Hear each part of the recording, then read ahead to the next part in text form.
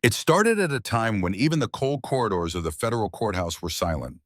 1:12 a.m., the exact minute the leak surfaced online and sent prosecutors into a frenzy. A single encrypted file, barely 40 seconds long, appeared in a secured inbox belonging to the SDNY Cyber Evidence Unit. No signature, no traceable sender, no explanation, only a chilling label attached to the audio clip, play before morning. Within minutes, the message rippled through the prosecution team. Phones started ringing, lights flicked on in offices usually dark at that hour, and by 2:00 a.m., federal security alerts were pushed to senior attorneys. The content of the file was too explosive to handle casually, because the voice captured inside the recording, although muffled by the metallic echo of a prison cell, was unmistakable. It belonged to Sean Diddy Combs. What made the situation chaotic wasn't just the recording itself, it was the impossibility of it.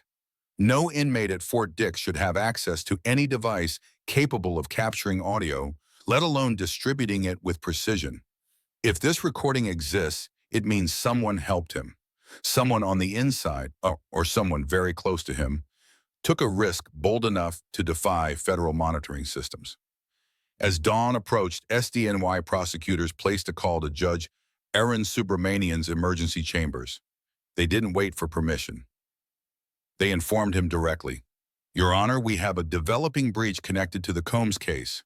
Reports say the judge, half awake and halfway into his robe, demanded the file be delivered to him immediately."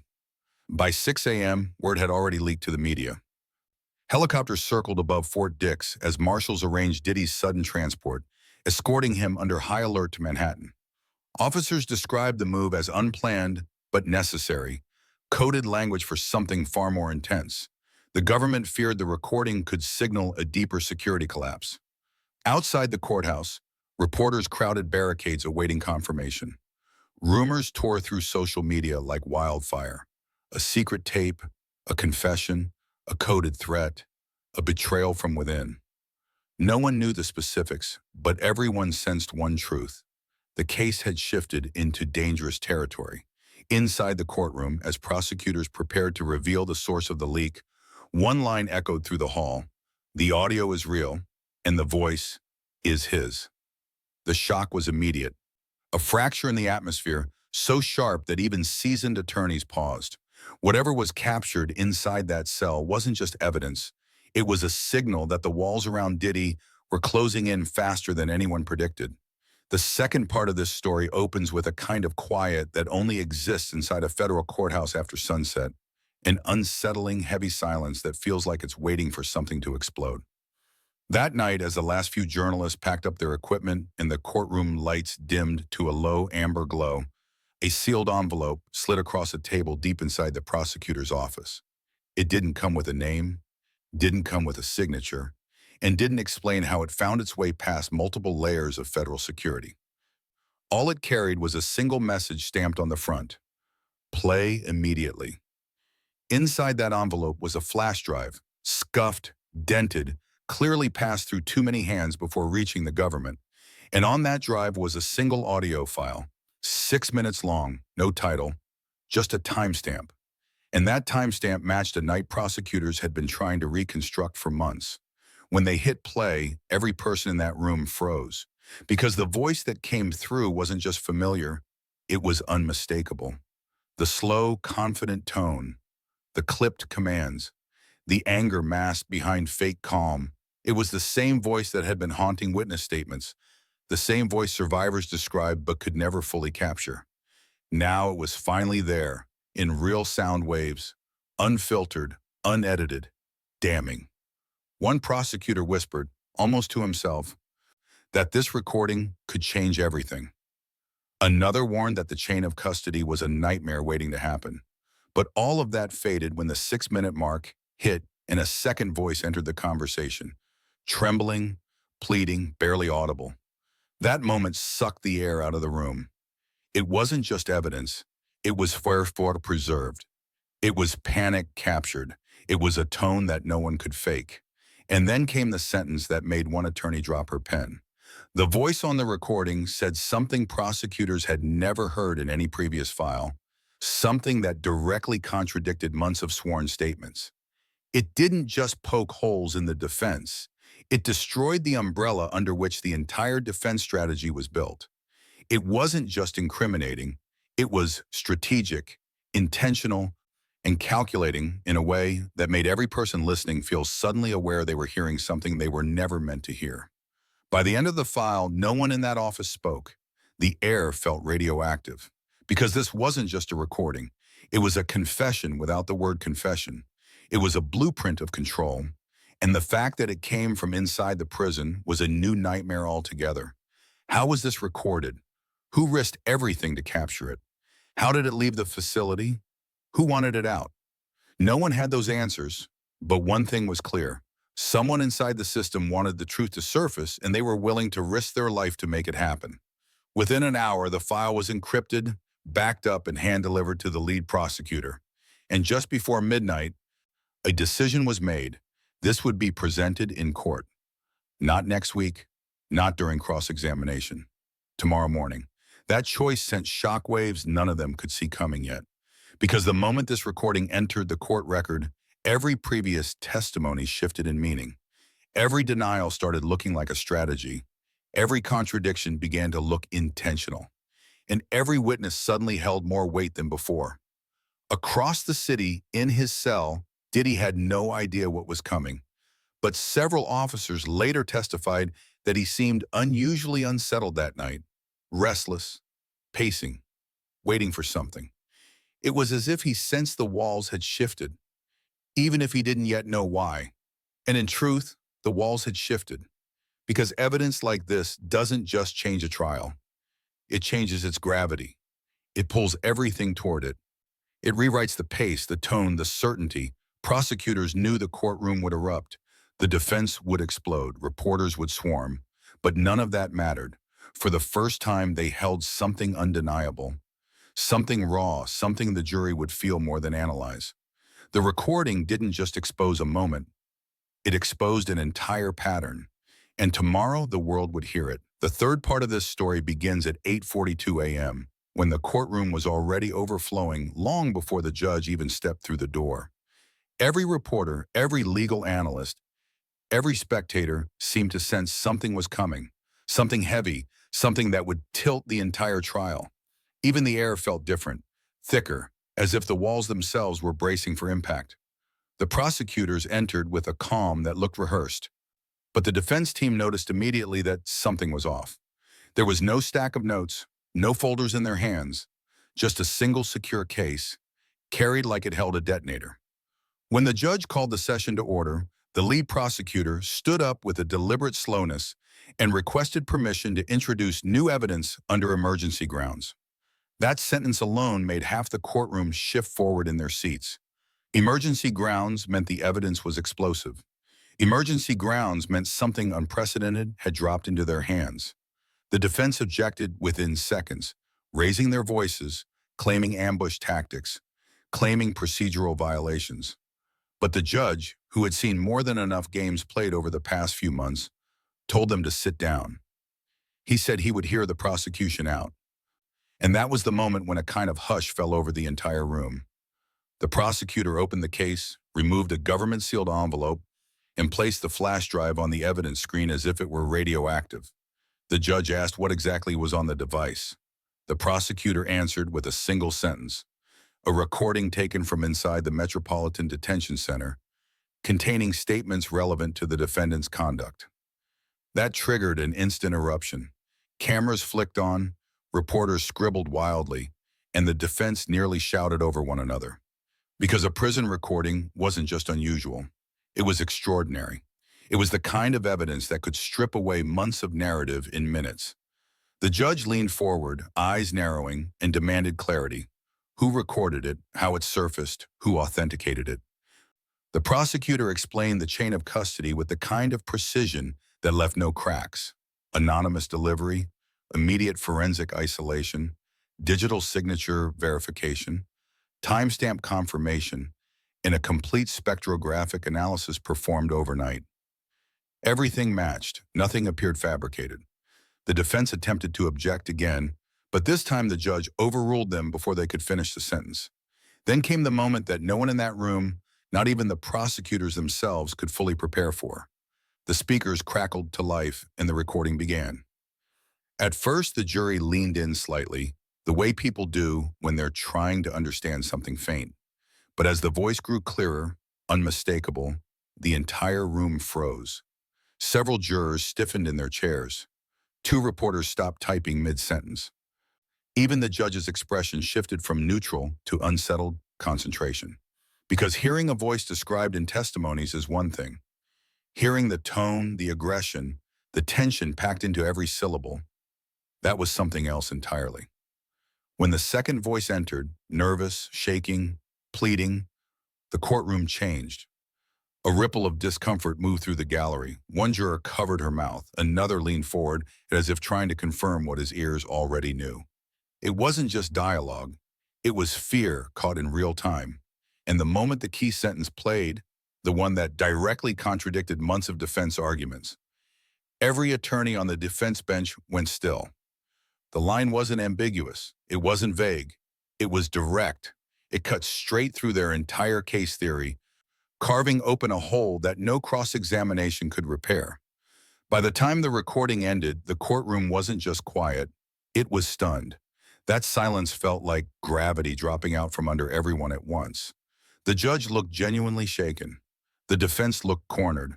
And the prosecutors, though outwardly composed, exchanged looks that said they knew the magnitude of what had just happened.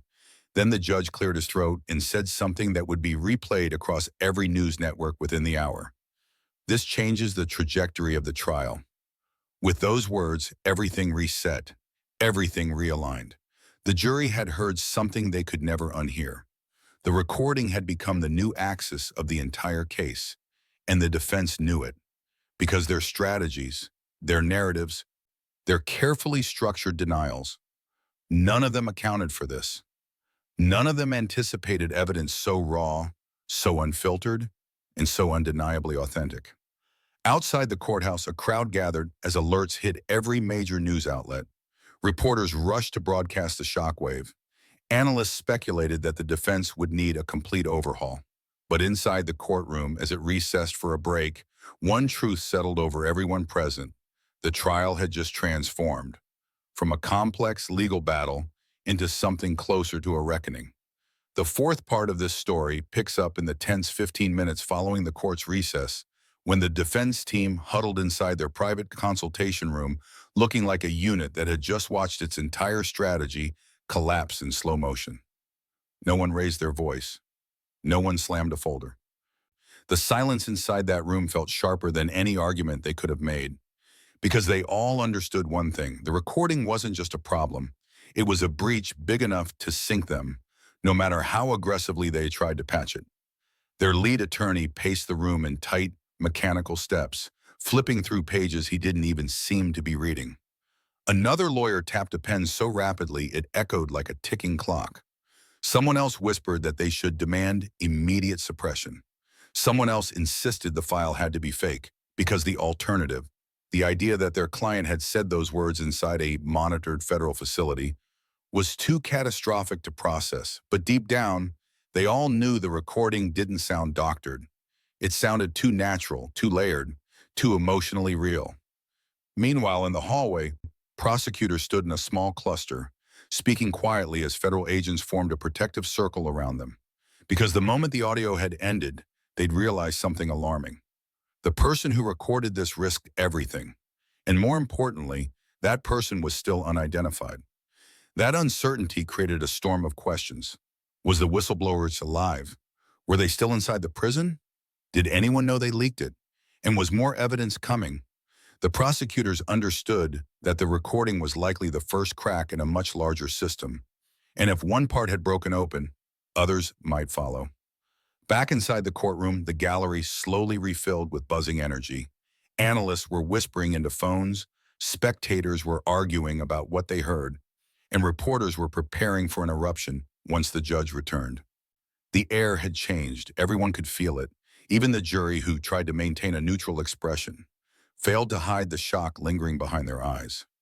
Several jurors exchanged quick glances as if silently confirming that they all heard the same thing and felt the same shift.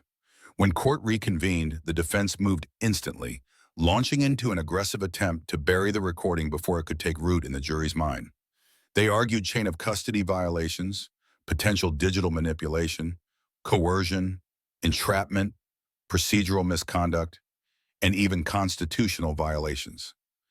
The judge listened with patience, but each argument sounded weaker than the one before it, because no amount of legal vocabulary could erase the clarity of that audio. Then came the moment everyone had anticipated and dreaded. The defense attorney demanded a mistrial. Gasps erupted across the courtroom.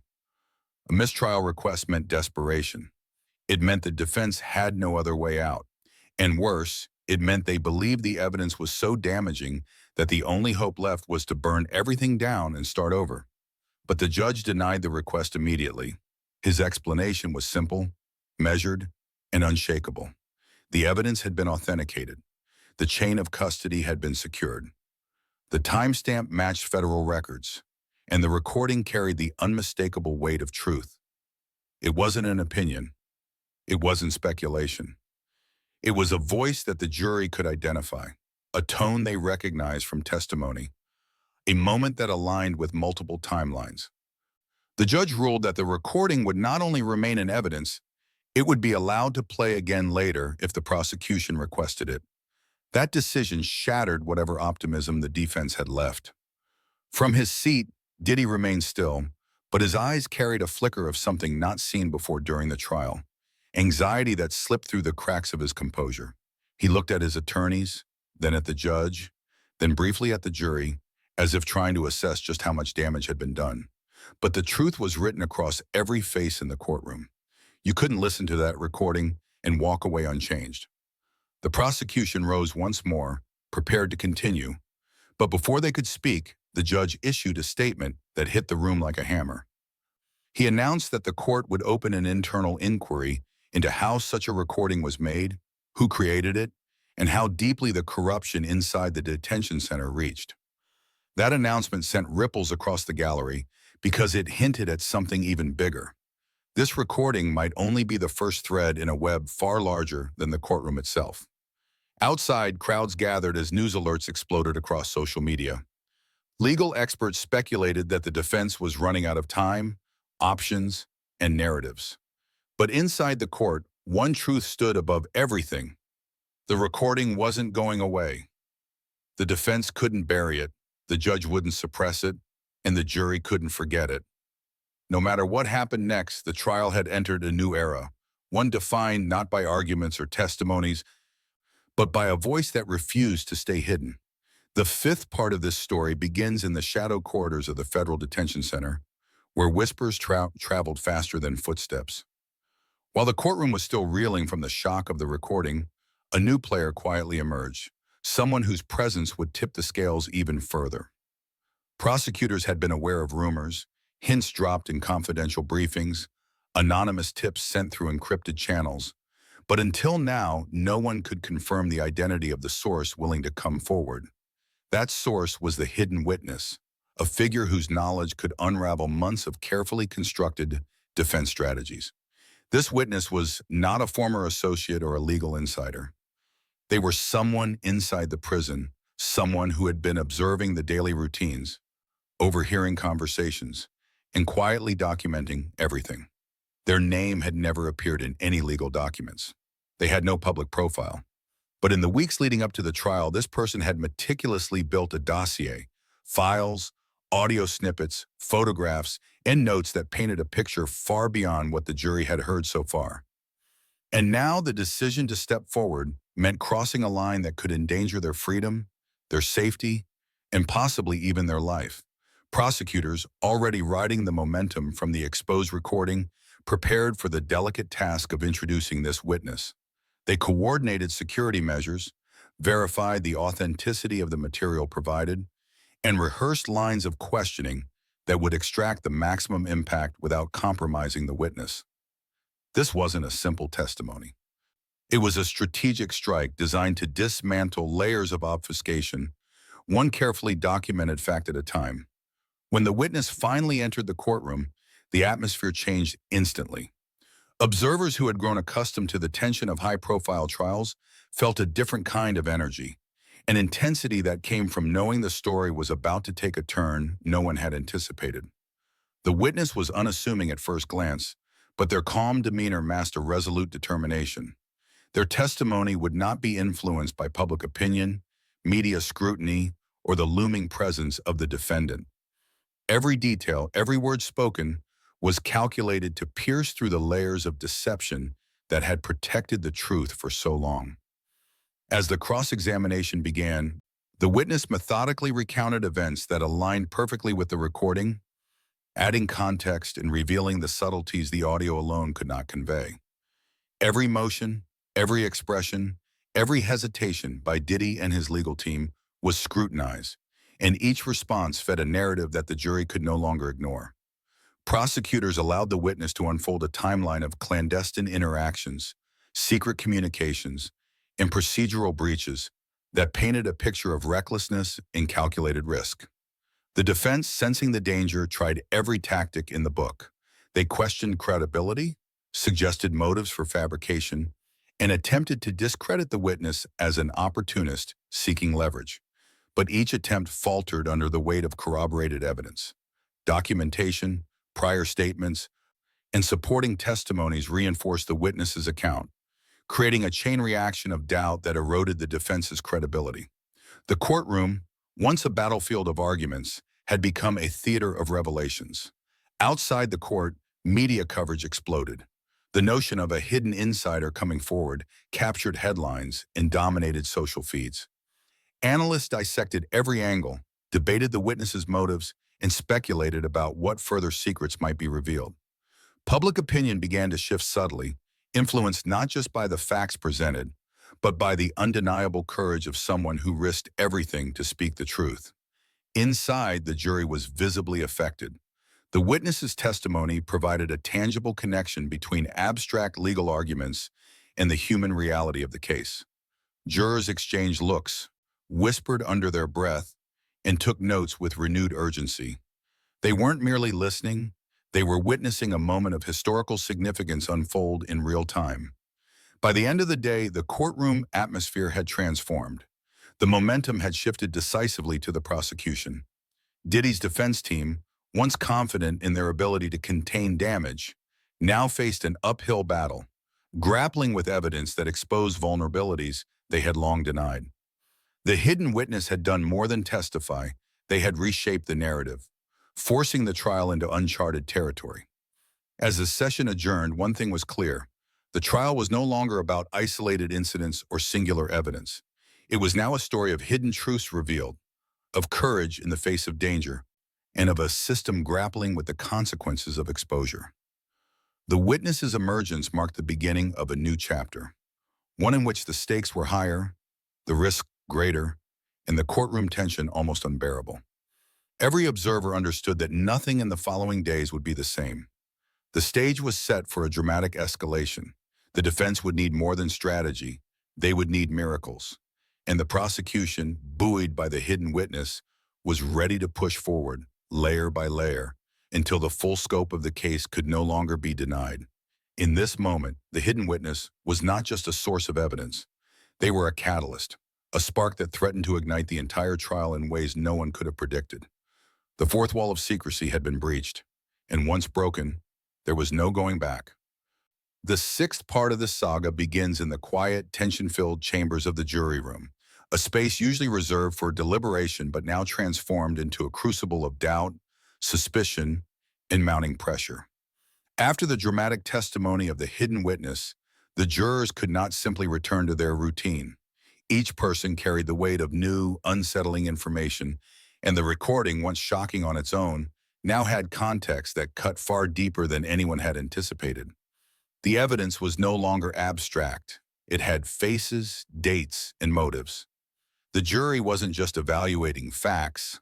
They were witnessing a collision of secrets, power, and consequence. The dynamics inside the room were complex. Some jurors were meticulous, taking careful notes, tracing timelines, and trying to align testimony with documented evidence. Others responded emotionally, shaken by the audacity of the hidden witness and the implications of Diddy's exposed actions. Arguments arose, some calm and methodical, others heated and passionate. Questions lingered. How much of the testimony could be trusted? Could a single insider account truly shift the entire narrative? Was this recording the tipping point, or merely a fragment of a much larger puzzle? Prosecutors, acutely aware of the jury's delicate position, had prepared their case to maximize the psychological impact. Every piece of evidence, every line of questioning, was designed to evoke not just comprehension, but visceral reaction. They wanted jurors to feel the weight of responsibility, to understand that this was more than a case about legal technicalities. It was about accountability at the highest levels. The witness's detailed recounting of prison interactions and clandestine communications made the abstract danger real. Every whispered conversation, every documented movement, and every hidden exchange came alive in the jurors' minds. Meanwhile, the defense team tried to regain footing. They organized last-minute strategies to sow doubt, highlighting inconsistencies, challenging the witness's motives, and emphasizing the possibility of misinterpretation. Yet each argument seemed to backfire. The jurors, armed with meticulously corroborated evidence and vivid testimony, began connecting dots that the defense had hoped would remain obscured. The courtroom theatrics, the confident denials, the carefully rehearsed objections, all of it seemed less persuasive in light of the new revelations.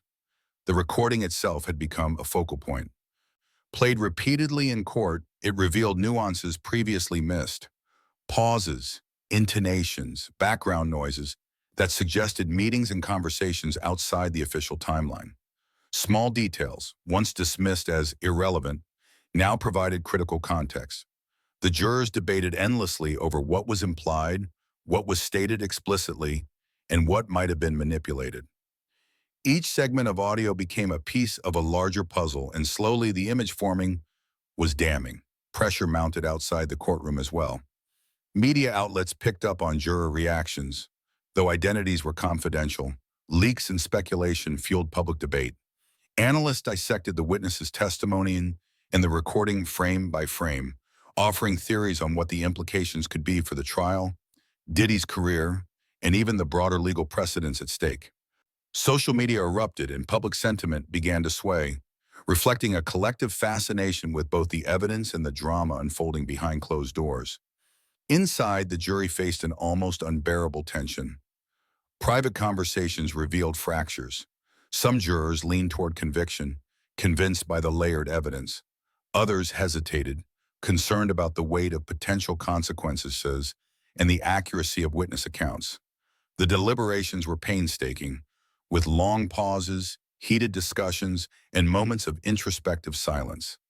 Each person wrestled with their perception of truth versus reasonable doubt, aware that their decision could change lives and history.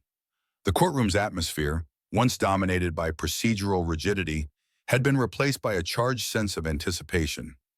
Every argument, every exhibit, every testimony contributed to a slowly escalating crescendo, building toward an inevitable moment of reckoning.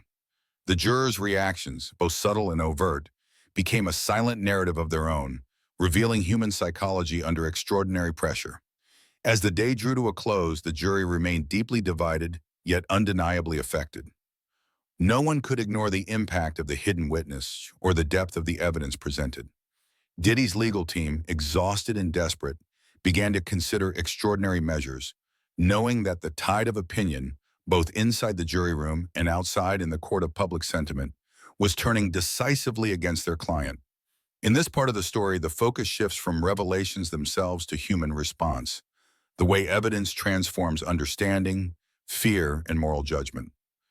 The jury's struggle became a mirror of the trial's central theme, the collision between concealed truths and accountability. Tensions were at an all-time high, the stakes higher than ever, and the path forward uncertain. Every juror, witness, and lawyer now understood that the upcoming days would be pivotal, with unseen tensions simmering beneath every word, every glance, and every pause.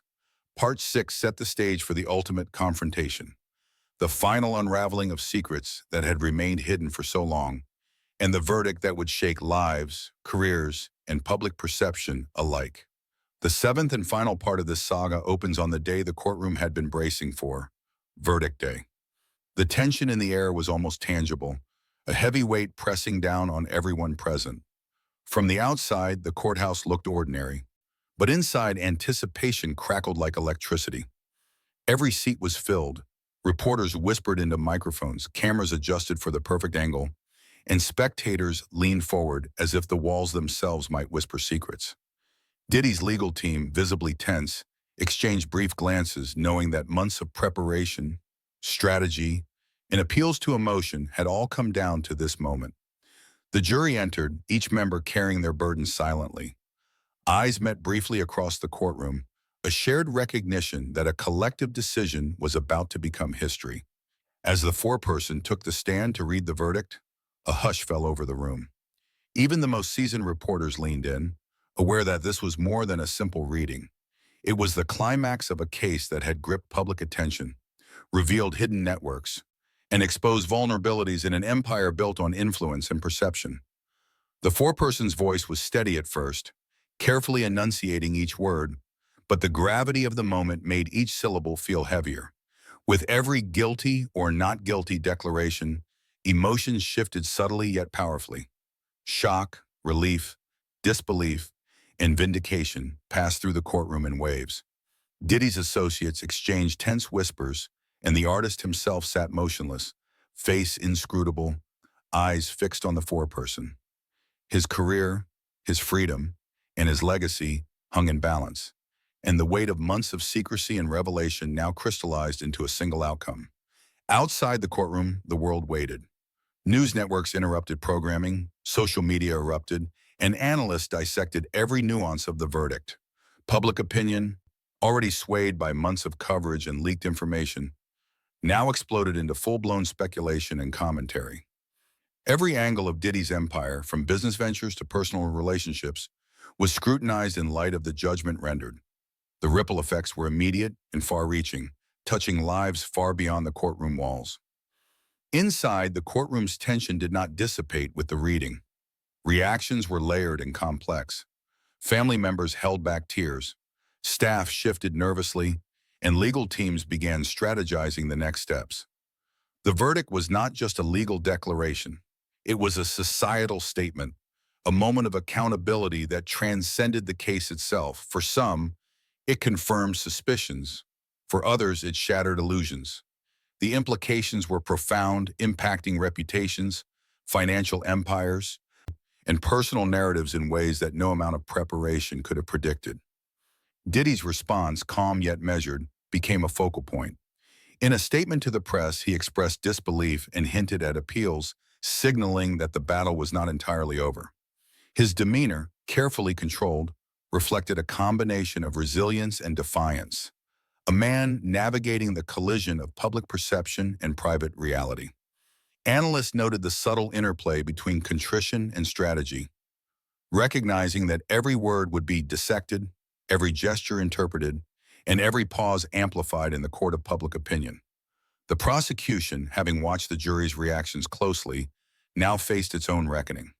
Their strategy, painstakingly crafted to expose hidden recordings, clandestine operations, and concealed truths, had achieved its immediate objective. But the broader implications of their case, how it would affect public trust, future legal proceedings, and the boundaries of accountability, were still unfolding.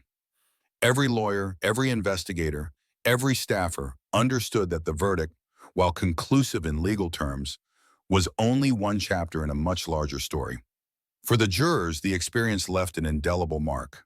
The burden of decision-making, the exposure to confidential and often shocking evidence, and the responsibility of determining the fate of a high-profile figure shaped their understanding of justice, morality, and human complexity.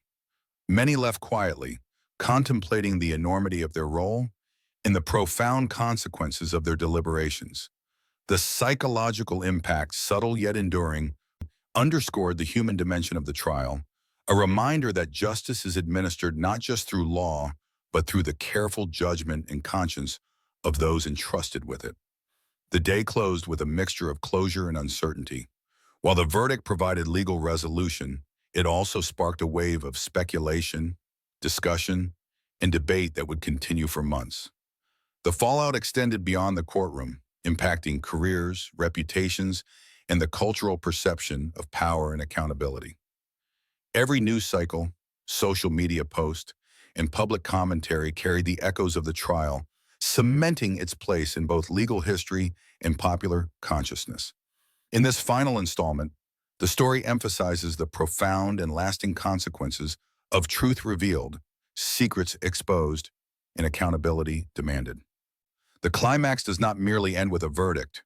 It transforms the narrative, reshapes public perception, and leaves a legacy that challenges assumptions about influence, responsibility, and the consequences of actions once hidden from view. The saga concludes with a recognition that in the collision between secrecy and revelation, justice, perception, and human consequence are inextricably intertwined.